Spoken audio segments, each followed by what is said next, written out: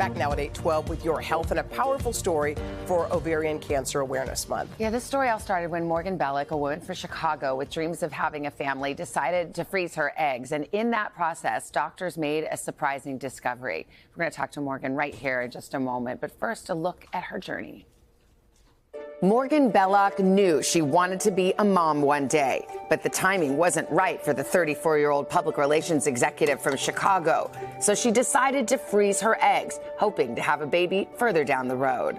I always had wanted to be a mom. Unfortunately, as women, we just know there are no guarantees, and I really had a gut feeling. I just knew in my gut this was something I had to do. Morgan arrived for her first egg freezing appointment in the summer of 2017. At that first appointment, I had an ultrasound, which revealed a pretty significant cyst on my right ovary.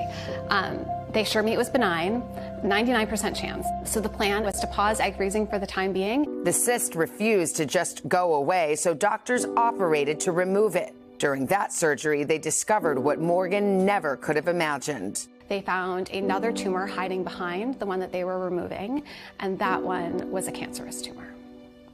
I remember seeing the fear in my doctors' faces, and I knew it was a big deal. Immature teratoma, stage 1 ovarian cancer.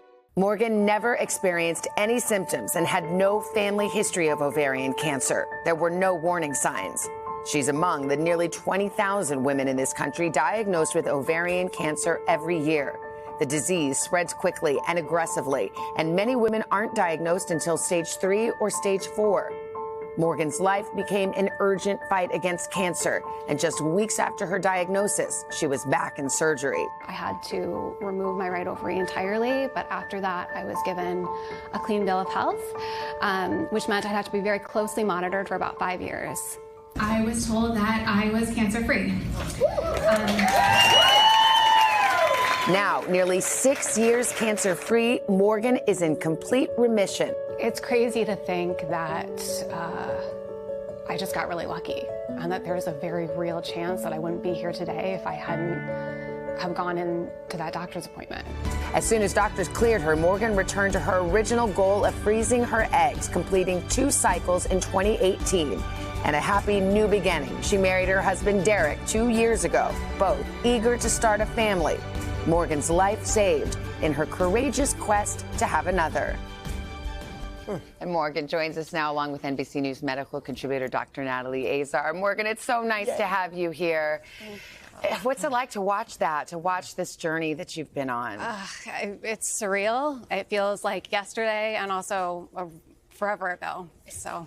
Well, I mean, it's just so many swings. You went from the excitement of freezing your eggs and this new beginning to finding out about that diagnosis. How did you deal with all of it? I mean, to say it was a shock, I think would be an understatement. Prior to that day, I had no experience with cancer. I didn't have anyone in my immediate circle that had been diagnosed. So it was the last thing on my mind.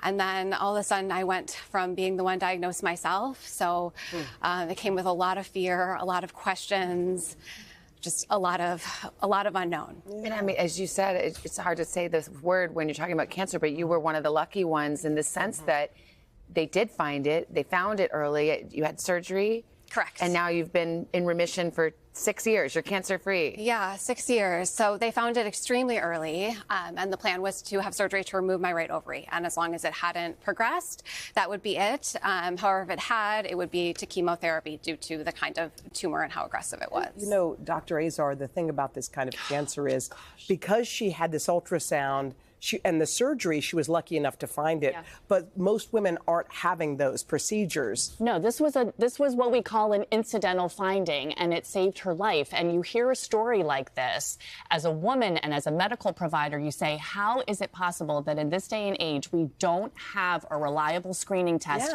for ovarian cancer, one of the most we know aggressive cancers? And again, if you're at average risk, there is no recommendation to get an ultrasound. There's no recommendation to do blood work. But the message that I really, was sort of as a point from her story and what Morgan went through, what can we learn from this? My biggest message here is that you don't know if you're at risk unless you ask. And so you reach out to your healthcare provider and you say, am I at higher risk for ovarian cancer? Is there a family history that I'm not aware of? Am I a candidate for genetic testing? In some cases, maybe ultrasounds, et cetera, can be done. But it's one of these stories. It's heartwarming for you, but for the rest of us, you sit there and say, wow.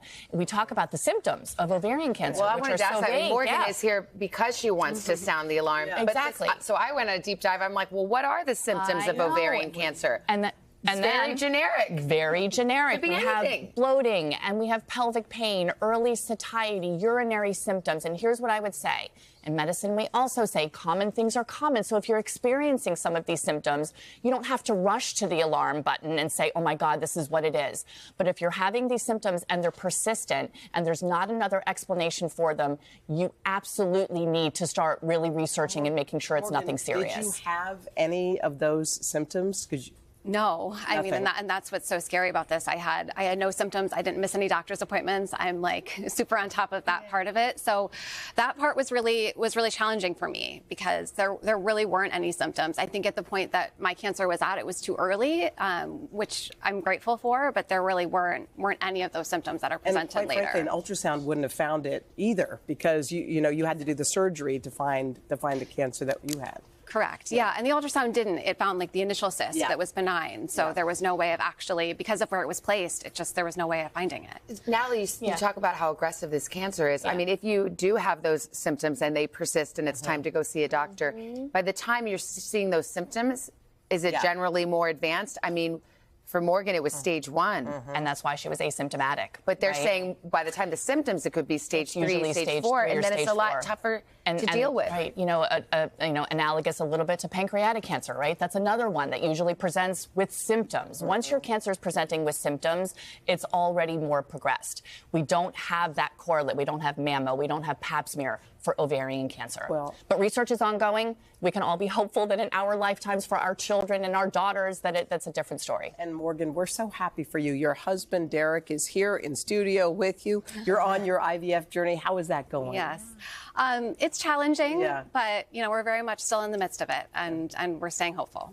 We wish you the best. We're so happy do. you're here. Thank you, Morgan. Thank you, Morgan. Really appreciate it. And if you want to read more about her journey, you can go to our website on today.com. Hey, thanks for watching. Don't miss the Today Show every weekday at 11 a.m. Eastern, 8 Pacific on our streaming channel, Today All Day. To watch, head to today.com/allday or click the link right here.